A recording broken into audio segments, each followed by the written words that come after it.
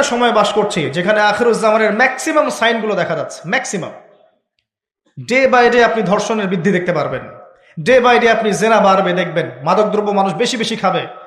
একটা মানুষ খুঁজে পাবেন না যে ব্যক্তি সুদ থেকে 100% মুক্ত থাকতে পারবে, একটা মানুষও পাবেন না। কিসের দাড়ি আর কিসের আমার টুপি আর কিসের জুব্বা, এগুলো বাদ দেন, বাহ্যিক বিষয় বাদ দেন, ইন্টারনালে আসেন। মনে করেন আমি একটা বাসায় ভাড়া থাকি, এখন বাসার মালিক লোন নিয়ে বাড়ি করেছে, আমার মতো আরো 10টা ভাড়াটিয়া আছে, সবার টাকা নিয়ে সে লোন শোধ করছে, পরোক্ষভাবে আমিও সুদ খাচ্ছি, এখানে আমিও সুদের সাথে সম্পৃক্ত আছি।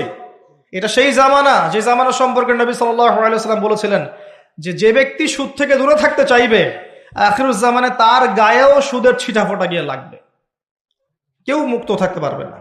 টপ টু বটম দেখবেন সুদি কারবারের সয়লা। আর কেন রাগ হচ্ছেন আমার সাথে? আল্লাহ রাব্বুল আলামিন পবিত্র কোরআনে বলেছেন, ইয়া আইয়ুহাল্লাযীনা আমানু, আমি আপনাকে আল্লাহর কালামটুকু শোনাতে এসেছি। জোর করে কাউকে কিছু মানানো যায়? এটা ইসলাম শেখায়? ইসলাম তরবারির জোরে কোনো কিছুকে মানতে শেখায়? ইসলাম শুধু দাওয়াত দিতে শেখায়। ফাযাক্কির ইন্নামা আনতা মুযাক্কির, শুধু অনুবাদ করতে চাচ্ছি আল্লাহর কথা। যে কোনো আলেমের কাছে গিয়ে অনুবাদের সত্যতা যাচাই করে নিয়েন। আল্লাহ বলছেন, ইয়া আইয়ুহাল্লাযীনা আমানু, হে মুমিনগণ, ইত্তাকুল্লাহ, তোমরা আল্লাহকে ভয় করো। ওয়া যারু মা বাকিয়া মিনার রিবা, সুদগুলো ছেড়ে দাও, সুদের অবশিষ্ট অংশগুলো ছেড়ে দাও। ইন কুনতুম মুমিনিন, যদি প্রকৃত অর্থে মুমিন হয়ে থাকো। ওয়া ইল্লাম তাফআলু, যদি তোমরা এই কাজটা না করো, অর্থাৎ সুদ না ছেড়ে দাও। ওয়া ইল্লাম তাফআলু, যদি তোমরা সুদ না ছাড়ো। কে বলছেন? ফাযানু বিহারবিন মিনাল্লাহি ওয়া রাসূলিহি, তাহলে আল্লাহ এবং তার রাসূলের সাথে যুদ্ধের ঘোষণা শুনে রাখো। Path is yours, the road is yours, রাস্তা আপনার, পথ আপনার। চুজ ইউর পাথ, আপনি আপনার রাস্তা সিলেক্ট করেন। আপনি আল্লাহর সাথে যুদ্ধ করবেন, তার নবীর সাথে যুদ্ধ করবেন, নাকি এগুলো ছেড়ে দিয়ে আল্লাহওয়ালা হবেন? আপনার সিদ্ধান্ত। কে আপনাকে বাধ্য করবে? কেউ নেই বাধ্য করার, কেউ বাধ্য করবেন আপনাকে। এটা আপনি ফিকির করবেন সারা জীবন যে হারাম রিজিকটা আপনি খাচ্ছেন, এইটা দিয়ে কি আপনার হজটা কবুল হবে কিনা, এটা দিয়ে আপনার উমরাটা কবুল হবে কিনা, এই টাকায় যখন সন্তান সন্ততি বড় হবে এরাও আল্লাহওয়ালা হবে কিনা, আপনি ফিকির করেন। আপনি চিন্তা করেন যে নবী মুহাম্মদ সাল্লাল্লাহু আলাইহি ওয়াসাল্লাম জেনা শব্দটা মুখ থেকে বলতেও লজ্জা পেতেন। জানেন, আমাদের নবীজি জেনা শব্দটা মুখ দিয়ে বলতেও লজ্জা পেতেন। একজন সাহাবী এসেছেন, এসে বলেছেন যে আমি অন্যায় করেছি ইয়া রাসূলুল্লাহ, আমি অন্যায় করেছি ইয়া রাসূলুল্লাহ, আমাকে পবিত্র করুন, দুনিয়াতে আমাকে শাস্তি দিয়ে দিন, পরকালে আমাকে কোনো শাস্তি দিয়েন না। নবীজি মুখ ফিরিয়ে নেন, একবার ডানে একবার বামে মুখ ফিরিয়ে নেন, তার কথা যেন তিনি শুনছেন না।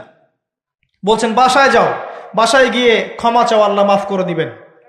কিন্তু সেই ব্যক্তি নাছরবান্দা, না আমাকে পবিত্র করেন, আমি অন্যায় করেছি, হুদুদ কায়েম করেন। তখন নবীজি বাধ্য হয়ে বলছেন, আবিকা মাজনুন, তুমি কি পাগল? তখন সেই ব্যক্তি বলছেন, না ইয়া রাসূলুল্লাহ, আমি পাগল নই, আমি অন্যায় করেছি, আমাকে পবিত্র করেন। কি তাড়না, যাতে আল্লাহর কাছে তাকে পরকালে শাস্তি পেতে না হয়, দুনিয়াতে শাস্তি দিয়ে দেন। কি তাড়না! এরকম মানুষ আছে এখন? চিন্তা করেন। তখন নবীজি বলছেন, এই কথাটা শোনেন, নবী সাল্লাল্লাহু আলাইহি ওয়াসাল্লাম বলছেন, তুমি কি করেছো? তুমি কি এমন কাজ করেছো? লিসেন, তুমি কি এমন কাজ করেছো? সুরমা দানি থেকে সুরমা বের করার সময় আমরা যেভাবে বের করি, তুমি কি এমন কিছু করেছো? আমি কি বুঝাতে পারছি? এখানে সবাই অ্যাডাল্ট, ব্যাখ্যা করার প্রয়োজন আছে? সুরমা দানি থেকে সুরমা বের করার জন্য আমরা যা করি, তুমি কি তেমন কিছু করেছো? খেয়াল করে দেখেন, প্রিয় নবী সাল্লাল্লাহু আলাইহি ওয়াসাল্লাম মুখে জেনা শব্দটা বলছেনও না, বলতেও চাচ্ছেন না। তো উচ্চ মানের ভদ্র মানুষ, সুবহানাল্লাহ সাল্লাল্লাহু আলাইহি ওয়াসাল্লাম। সেই নবীর একটা কথা আপনাকে শোনাই। সেই নবীজি বলেছেন সহিহ বুখারীর হাদিসে যে সুদের পাপের ৭৩টা শাখা আছে, যার সবচেয়ে নিম্ন শাখা নিজের মায়ের সাথে জেনা করা। আমি কিভাবে আপনাকে বুঝাবো যে এটা তিনি কত বড় পাপ বলেছেন? কাদের জন্যে? স্ত্রীর জন্যে? স্ত্রীর জন্য খাচ্ছেন, সন্তানের জন্য খাচ্ছেন, পরবর্তী প্রজন্ম মানুষ করার জন্যে, বা দুনিয়ার স্বার্থে? বিশ্বাস করেন, ওয়াল্লাহি আল্লাহর কসম করে বলছি, বিশ্বাস করেন, আপনার ইন্তেকালের পরে 40 দিন সময় লাগবে না এদের আপনাকে ভুলে যেতে। ওয়াল্লাহি আল্লাহর কসম করে বলছি, এই মানুষগুলোর কেউই আপনার প্রকৃত অর্থে আপন নন। আপনার অবস্থানকে তারা ভালোবাসে, আপনাকে তারা ভালোবাসে না। আপনাকে শুধু আপনার রব আল্লাহ ভালোবাসেন, আপনি তার উপর তাওয়াক্কুল করে হারাম ছেড়ে দেন, আপনাকে আল্লাহ পাক বেহিসাব রিজিক দেবে ইনশাআল্লাহ, ইনশাআল্লাহ তাআলা।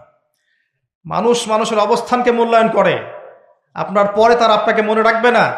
আপনি আমি যদি আজকে পৃথিবীতে নাও থাকতাম, আজকে যদি আমরা পৃথিবীতে নাও থাকতাম, পৃথিবীর ঘূর্ণন কমে যেত না, পৃথিবী ঘুরতই, রাত হতো, দিন আসতই, আমাদের স্ত্রী সন্তানরা বেঁচে থাকতো, মা বোনরা বেঁচে থাকতো, সবাই যার যার জায়গায় ঠিকই থাকতো, আমরাই থাকতাম না। এটাই বাস্তবতা, এটাই দুনিয়া নির্মম বাস্তবতা। তাহলে এই দুনিয়ার সংক্ষিপ্ত জীবনে কাদের কথা চিন্তা করে আপনি আল্লাহর অবাধ্যতা করছেন? কাদের কথা চিন্তা করে? স্ত্রী সন্তান পরিবার পরিজন ছেড়ে দেন, আল্লাহর ওয়াস্তে হারাম ছেড়ে দেন, হালালে চলে আসে। আমরা ইসলাম নিয়ে অনেক বড় বড় কথা বলি, কিন্তু সবচেয়ে বড় কথাটা হচ্ছে এই আয়াতটা যেটা আমি তেলাওয়াত করতে যাচ্ছি।